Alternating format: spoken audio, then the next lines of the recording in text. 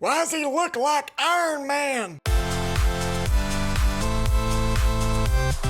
What is up, Netflix fans, and welcome back to my channel. I have had a lot of requests in the last few days to review the brand new anime on Netflix just dropped, and that is Ultraman. This is a reboot slash sequel to the original Ultraman anime that I have no connection to. I have never seen it, so I'm sure very many Easter eggs and cameos and references went right over my head. Regardless, this is a very interesting show with an interesting premise. I am interested to see fans of the original anime. If you love the old show and hold it close to your heart, how did you feel about this new show? Did it deliver as a sequel in a way, or did it completely upset you and offend you? I'm very curious to see what the fan response to this is like, so be sure to get in the comments section down below and let me know, did you like it, did you not like it, and are you excited to watch it if you haven't yet? Let's talk about Ultraman. So Shinjiro Hayata learns that his father has passed the Ultraman factor to him and fights against evil. And yes, Ultraman. I know of Ultraman. I have seen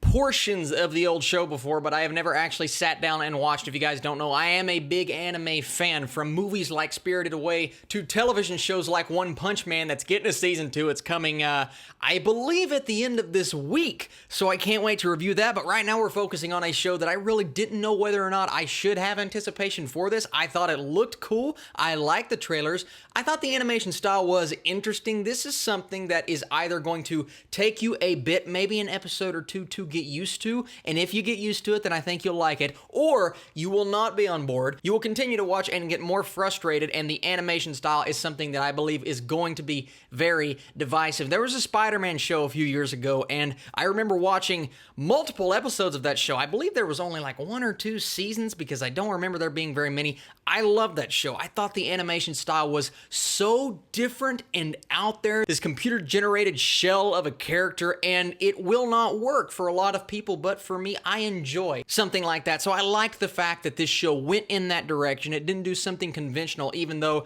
one of the best things about anime to me is how beautiful it can be. So I was kind of missing that, and it did. I do fall in that camp of it did take me an episode to kind of adjust my brain to what this style was going for, because usually with a premise like this, you get that beautiful 2D animation, and I will admit a part of me was missing that, but this is what this show is, and I had to get used to that. And if we're talking color, character design, and just the way that they go about the action scenes, the fight scenes, the entire look of the show, if you can get past the actual animation, is beautiful. And when I say color, I mean color abound, from the lights flashing to the characters to the way that they're generated. I loved looking at these characters, but the thing that is going to get me invested and keep me invested in a show like this is the plot and the characters themselves. Was I interested in where this story was going, and did I get into Ultraman? Because Ultraman could come off as this cliche and conventional superhero-esque character, because really, if you look at it, this is a superhero show. If you get into the DNA of what Ultraman is, this factor that has been passed down from his father, how there maybe is more than one hero character, multiple villain characters that come in and try to hurt the people that our hero characters love. There are fans of the hero. There are people that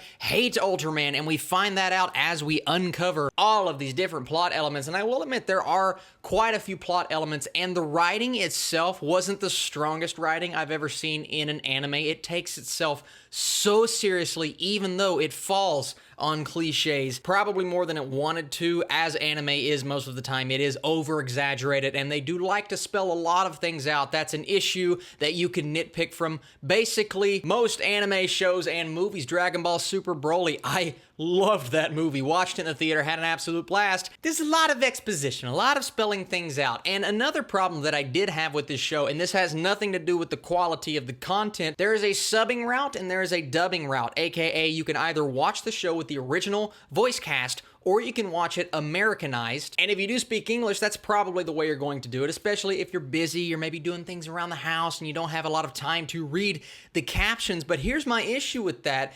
There were completely different, and I know this happens every now and then in an anime or something that involves subbing, but it's not just like, oh, they're changing a word here and maybe a sentence there. It's like completely different meanings to the sentences in terms of what the dubbing was and the subbing was, because I kept the subtitles on while I watched the dubbing because I was busy, I was doing things today, and I had to do the dubbed portion, but then I started to pay attention to the subtitles, and I'm like, these are completely different lines of dialogue, and that always bothers me because what the showmaker and the filmmakers intend sometimes does not translate if you are giving us a subbed version of a show or a movie. And it's not necessarily something I'm critiquing about the show, and I'm not going to dock points because of it. I'm just pointing it out, and it may bother some people even more than it bothered me. But let's get back to this story. Yes, it does get a bit cliche, and the dialogue isn't the best dialogue I've ever heard in an anime, but I'll be lying to you if I said I was not entertained almost the entire time while watching this. It did take me a bit to get invested into our main character, but the father-son relationship is what really sold it for me. I love that style of relationship, whether it's brotherly or father-son or just a best friend relationship. When you start off with that, you're always going to give me hope for what this show is going to bring in terms of character investment, and I'm interested to see how this ties into the original because I'm sure the original explored how his father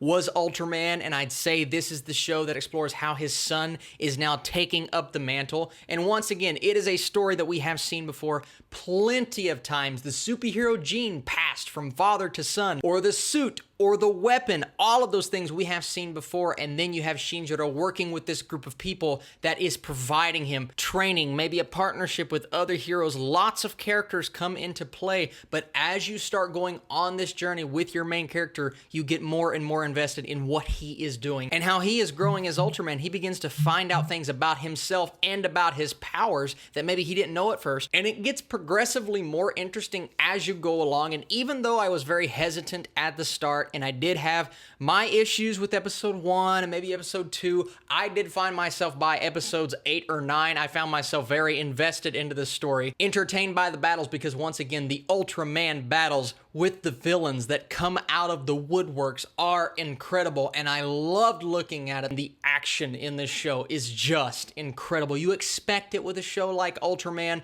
but the sound effects and the music, I love the music in Ultraman. The opening credits, the closing credits, one of the coolest theme songs I have heard in quite some time. I'm going to be looking it up and listening to it in the car ride on my way to work and probably walking in the building. But yeah, let's face it, you're watching Ultraman to see Ultraman take down the villains. Yes, you can get invested in his character, and yes, you can be really on board for his story, but the action and the fights and the battles and the anime glory and goodness that you're going to get out of that, you're going to get out of that because that part in itself is entertaining. Maybe you don't love the story, maybe you don't love the characters, maybe you find this as a show that takes itself a bit too seriously. A show like One Punch Man, it plays on those cliches. It doesn't take itself seriously. It is constantly making fun of a show that is similar in genre. Ultraman doesn't do that, but I don't think it needed to do that. It is the show that it intended to be, and because of that, I can say it is entertaining. If you like anime, I encourage you guys to give this a watch. Maybe you won't love it at first, but I promise if you continue to watch, you will start to really dig what they're going for, and I think Ultraman at the end of the day was a nice surprise on Netflix. Not my favorite show of the year so far, but I still thoroughly enjoyed it for what it was, and I do believe it is an Ultraman for a new generation of kids that are going to grow up loving this version of the hero, and I cannot wait to see a season 2 because of all of those things. First off, I need you guys to get down in the comments section below. Like I said, if you like this Netflix review, be sure to hit that thumbs up button. I'm trying to do them every Friday and Saturday and whenever something drops and I'm sleepy, but I do it because I love it, and I'm going to give Ultraman Season 1 a 75%, really solid score for a solid season of anime television on Netflix right now. Not too harsh in terms of runtime. There are 13 episodes. Each episode runs at about 20 to 25 minutes long. That is really not too bad if you think about it. So it's a quick watch. It is a swift watch, and you're gonna get that theme song stuck in your head. I promise you that. You guys are the absolute best. I will be back very soon with more Netflix content. You can go on this channel right now, and pretty much anything you could think of on Netflix, for the most part, it's on this channel. You guys are the absolute best once again, and I will catch you very soon. Hey everybody, Mark Wahlberg here. It's me, it's actually Mark Wahlberg. Austin, he's a good friend of mine. So, he's got t-shirts. It's brand new. He just made the design the other day. You know, I'm gonna be honest, it's not that good of a design, but if you wanna go buy some t-shirts, that'd be great. And also, he's got a Patreon page where he's always talking about stuff, and he's doing things, and he's making videos and reviews and stuff. So if you wanna go check that out, that'd be awesome. Mark Wahlberg, it's actually him, really is. Out.